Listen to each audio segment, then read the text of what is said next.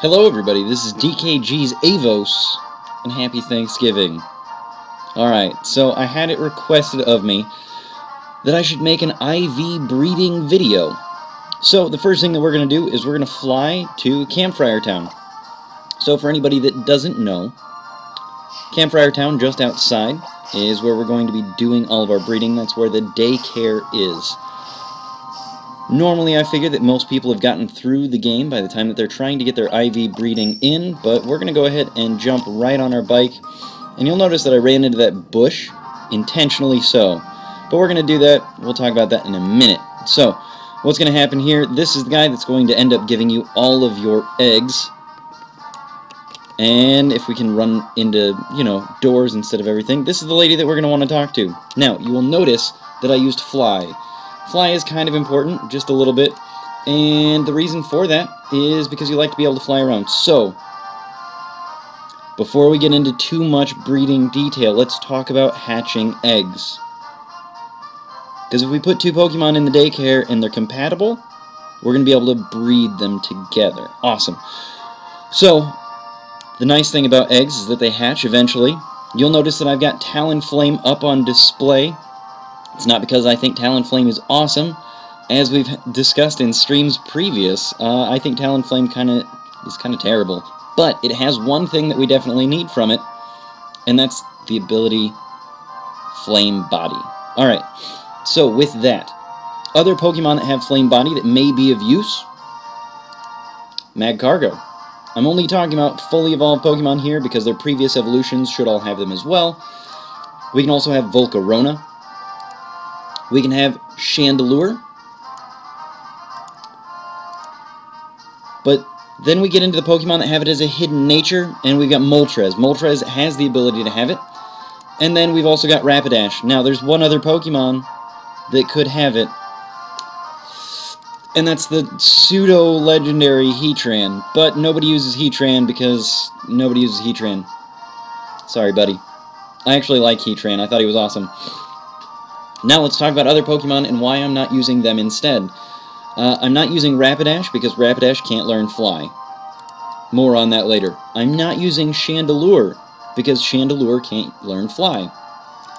Volcarona, I don't have one, so I'm not using it.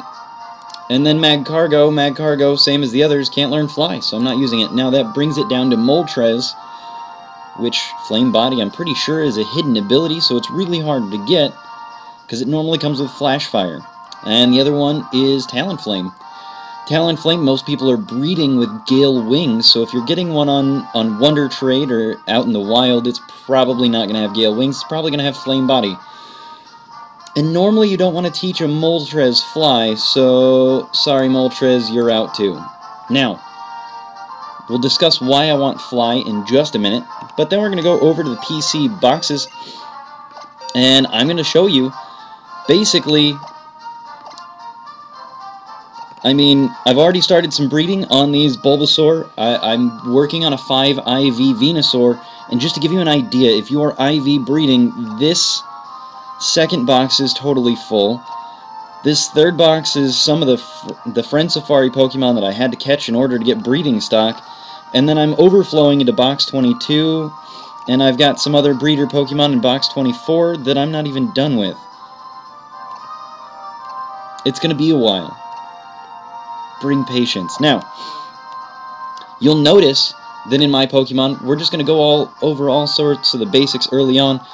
You'll notice that all those markings down there, underneath the typing and the Pokemon's picture, you can change those depending on what you want to mark it as. Now, I personally go in order of HP, attack, defense, special attack, special defense, and speed. So this particular Bulbasaur right here, with the Calm Nature, he has max IVs in HP. He also has max IVs in special attack and special defense. But the thing that I like about this one, the reason why he's in the box with all the other Ivysaur and my Venusaur, is because he's got the Calm Nature. This Bulbasaur is in here. It's a 3 IV. I didn't get a chance to mark him out. I was a little bit tired last night when I was breeding up, so I didn't mark him. But he's got a bold nature, which I'm okay with, and I think he's a 3 IV Pokemon. Other Pokemon that I've got in here, you can see that I've got a Bulbasaur with max IVs, but here's the problem. Look at that nature. Mild nature. Mild nature does us no good, and neither does this brave nature Bulbasaur here. So what does this mean? This means that when you're breeding Pokemon, I highly suggest, you can see right here, this calm nature. This was one of the first 5 Bulbasaur that I bred. But you notice it only has 1 IV. Now you can take a chance, because I think there are 30 natures out there, and if you're assuming that it's going to take 2 boxes, you're probably going to get another calm nature, maybe a little bit further down the line, but in 2 or 3 boxes, you might end up with some 4 and 5 IVs and still not have a calm one. So what do I suggest right away? I suggest going ahead and grabbing the nature that you want. Let's see, calm nature, go ahead and grab that calm nature. And make sure that... Now Bulbasaur is a little tougher because Bulbasaur is mostly going to be male. And so you'll notice up there in the top left corner, all of them are pretty much male, except for this one female. And you'll notice that it's at level 35 because I already used it as breeding stock. So we're going to go ahead and remove that one as well. And what did I do when I was going through my Friend Safari? Here's the idea. I went through Friend Safari. I didn't care so much what IVs I was going to get out of them, because I was going to breed the ones that I wanted anyway. What I really wanted was to catch a female. Female Ivysaur are really hard to find. So I went for that one, and then I just used it. Bold Nature's alright, not too upset about that. And then that's what I started with. I started breeding this female Ivysaur and this male Ivysaur. And that's what I did. So, we've already got our 2 Pokemon withdrawn. And so what we're going to do, I think I've got my items. I'm going to have to go back in the PC and move some items around.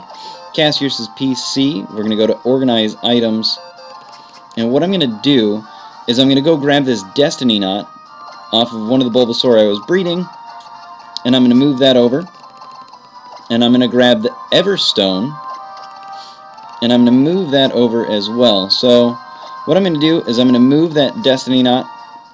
So now I've got my Hardy Bulbasaur with the Destiny Knot. This Destiny Knot means that it's going to grab 5 random IVs from the parents. And then I'm putting the Everstone on my calm-natured Bulbasaur. And the reason that I'm doing this is because I want that calm-natured Bulbasaur, because I want a calm-natured Ivysaur. I'm breeding for a Mega Ivysaur, so that's why I'm picking the Calm Nature. I want it to be really special defensive bulky. I want it to resist any sort of psychic moves, because it's going to have thick fat, so it's going to resist ice and fire pretty well. I'm not too worried about that, but then I have to worry about that poison typing being really weak to psychic types. So, I've got a calm-natured Bulbasaur, and just a random 3 IV Bulbasaur in here that I had trained up. And now it's time to just go. Hopefully I fast forward this for you guys so it doesn't take so long. Good luck.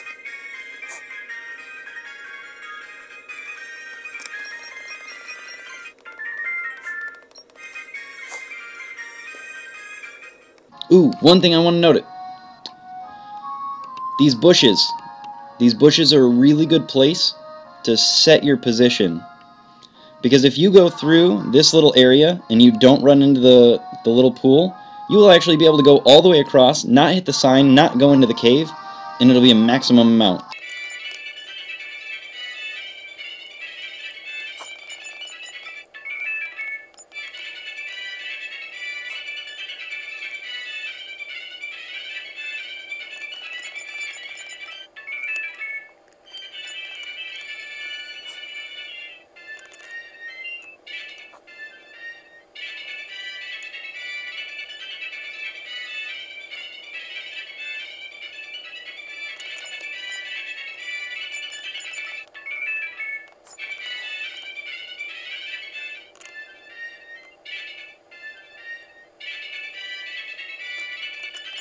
Alright.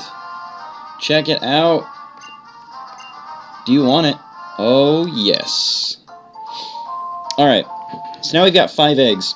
None of them have hatched. Not a single one. So what we're going to end up doing, and this is why Fly comes in with Flame Body. I'm just going to fly straight over to Lumiose. And what I'm going to do in Lumiose is I'm going to go to the center of Lumiose, and I'm going to go to Centrico Plaza, and I'm just going to run around for a while. I'm going to ride my bike, because I love to ride my bicycle. And so if you just tab over, you can see on that side, you've got one little plaza in the middle, and then on the, what would be your right-hand side, which is actually left on the D-pad. Centrico Plaza. Awesome. So hopefully I'm nice and I fast forward through this too.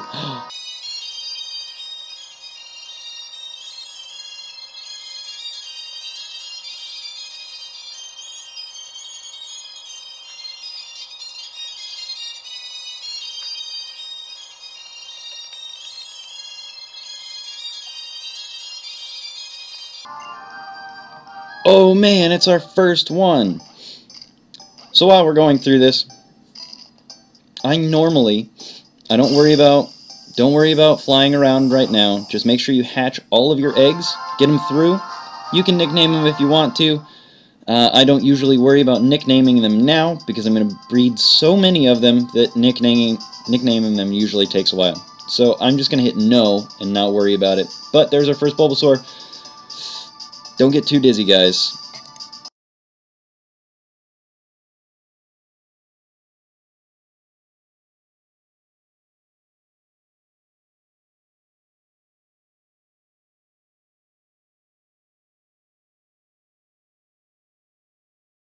Oh yeah! Alright, this is our last and final Bulbasaur.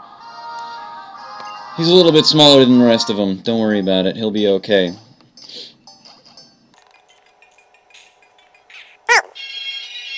So now, here's what we're going to do. We've got our last and final Bulbasaur. We're not going to nickname him, again, because we're going to go through so many of them. But here's what we're going to do. We're going to take our nice little Talonflame, use our move Fly, and we're going to fly to Killoud. Now, I may not have explained it well enough earlier, but the reason that we want Flame Body at the front of our party is because Flame Body will actually hatch our eggs in half as many steps as it normally would take. And we're flying up to Killoud City now, and we're going to go to the IV checker. And what we're going to do is we're going to go through and check and see how each Bulbasaur is. Now, I ended up with a female Bulbasaur in this pack, which is really nice. And so you can see this Pokemon's potential is above average overall. That's how I judge it. Incidentally, I would say its greatest potential lies in its speed stat. Now, that means that it only got 1, which is a little annoying, but that's okay. We're going to go through all the rest of them and just check and see. Normally what I would do, if I wasn't doing a video, is I would mark them all. So we've got a defense, special defense, and speed. So we got a 3 IV correctly natured Pokemon right off the bat. First round of eggs. That's not bad. Alright, so let's skip down to our female Bulbasaur just to see how that's going to do. Superior defense, speed. Not great, but at least it's got 2 IVs. So now what I would do is I'm going to deposit. Now this Calm one, I know is the one that had it. I was just keeping track of which one I was picking on, and I'll double check. If you're ever wondering, wait, did I grab the right Pokemon? Did I do it right? Am I just doing it? Just bring your patience, take your time, go back to the IV checker. If you got to check him a couple times, that's okay. Nobody's going to judge you on it, except for the judger. So, we've got a 3 IV Pokemon. That was defense, special defense, and speed. So I'm going to go into the summary. And I'm just going to tap right down here at the bottom. You can tap their natures if I had a stylus available. Alright, so I'm going to tap the circle, the square, and the star. So that's HP, defense, and special defense. And now I'm going to go fly, get out of the Pokemon Center, keeping Fanny May at the reins, and we're going to fly straight back over. So those are the 3 cities, Camphire, Lumiose, and Killoud, that we're going to be flying between for all of our egg hatching. And every time you get a new generation that's stronger than the previous one, because of Destiny Knot, because of just how breeding works. I mean, especially with that Destiny Knot, it's going to pick up 5 IVs from its parents instead of 2. If you decide that you don't... Ooh, I've got an egg. Nice. So while you're going through Lumiose, you are going to end up with an extra egg at the... And I just keep them in there. So you're going to have an instant egg right when you fly straight back to Campfire.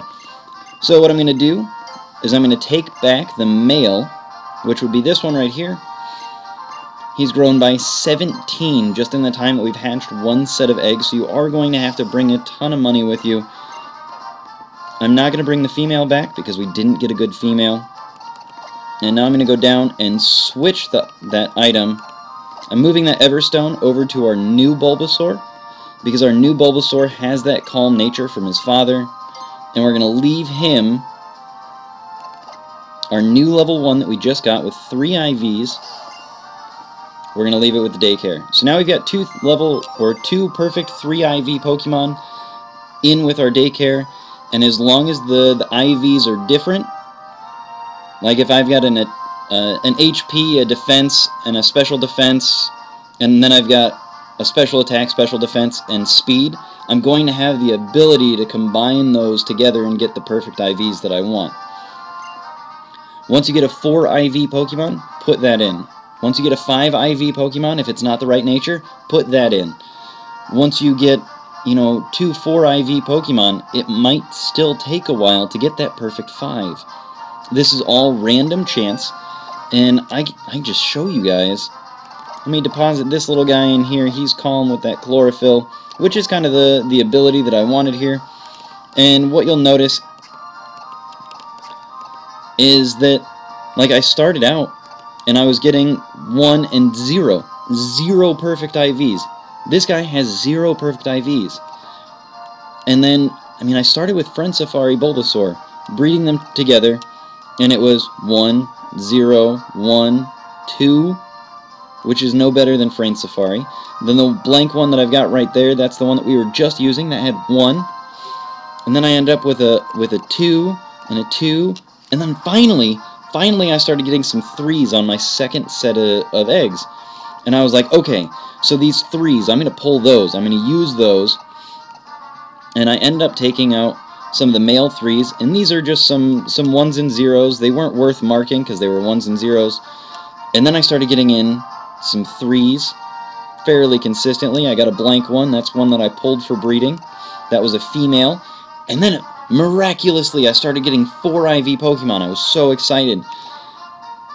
And then I started breeding. Like you can see, this one is HP and defense, special attack, and special defense.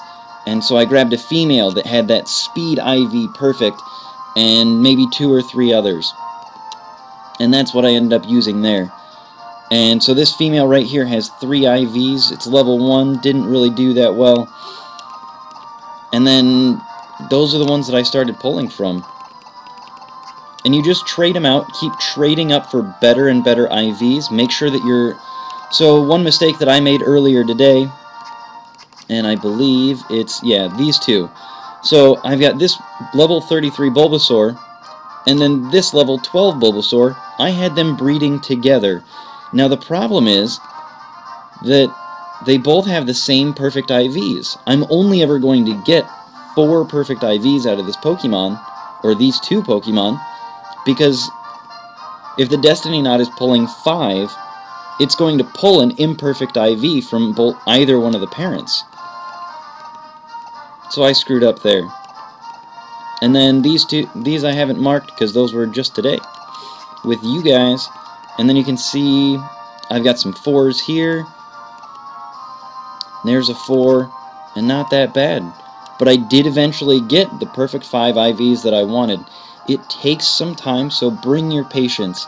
Make sure that you've got an item called Destiny Knot. Make sure you've got an Everstone once you get a Pokemon that has that perfect nature that you want. That Everstone will preserve that calm nature, your bold nature, or if you're breeding like Gengar, it'll preserve that timid nature, or if you're doing a Chandelure, that modest nature that you might want.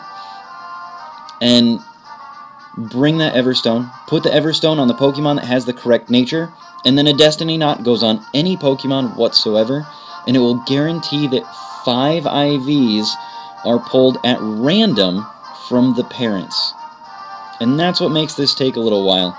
Because, I mean, if you're going from 2 IV parents trying to get 3 perfect IVs, it's only pulling 5 out of 10. You only got a small chance to get 3 perfect IVs, and even smaller chance to get all 4 perfect IVs from the parents. So bring your patience, bring some time, pay attention, make sure that you're marking your Pokemon correctly, and make sure that you're trying to pull the IVs from different IVs from parents. Having some overlap is good, and I mean, you'll see that it starts happening. You get really excited, but like I said, keep track of where you're marking your Pokemon. Keep track of which IVs are on which Pokemon. You can mark your Pokemon just in the summary on hitting menu, Pokemon, summary, and then just start tapping the markings. Like I said, as long as you get a marking system going so that you can keep track, makes it a heck of a lot easier. Make sure that you've got a Destiny Knot. And one other thing that you can do, if you don't have the natures that you want, and you're going to wait to do that for a little bit later, you can use these items like the Power Band or the Power Weight. What these items will guarantee is that if you give them to a Pokemon with an IV that you want, this Power Weight is going to make sure that the HP IV is pulled from the parent that is holding the Power Weight. Guarantees it. So if I've got a max HP IV on a Bulbasaur, and I want that specifically, I'm going to put that in. I'm going to give it this Power Weight. Now, if you don't have the Destiny Knot on one parent, well, then you're back to Generation 5 where you're breeding for 2 perfect IVs and maybe a third, because you were not guaranteed. It will only pull 3 IVs from the parents if you don't have that Destiny Knot. Makes this take a whole heck of a lot longer. But, like I said, good luck, guys. Have fun doing this. Bring your patience, because as you saw already, I mean, this just, it takes a while. Make sure that when you're going down this path, you're going to go down 1 block a little bit off the edge of the green. When you get to the cave, go straight up on the sign, and you'll be able to go all the way across, not having to hit the bushes, not hitting that fountain at all. And I prefer going left first. And when you pass by the guy, if he's facing you, you're good. If you see the white brim of his hat, he doesn't have an egg for you. And so here you can see that I was right next to the sign. Perfect. Went straight through the bushes, went straight through the fountain, no problem. Pokemon knows exactly what we're up to. They know what we need and what we want. So hopefully this helped out, guys. I will talk about some other methods of catching shinies later on, because if you guys didn't notice, one of those boxes that I had Squirtle in it. And so I am currently in the process of doing Masuda method of getting a shiny. And hopefully I can get a shiny Squirtle. So, hope you guys had a great time. This has been DKG's Avos. Happy Thanksgiving, and I'm signing out for now. Have a great one, guys. I'll see you guys later in the week.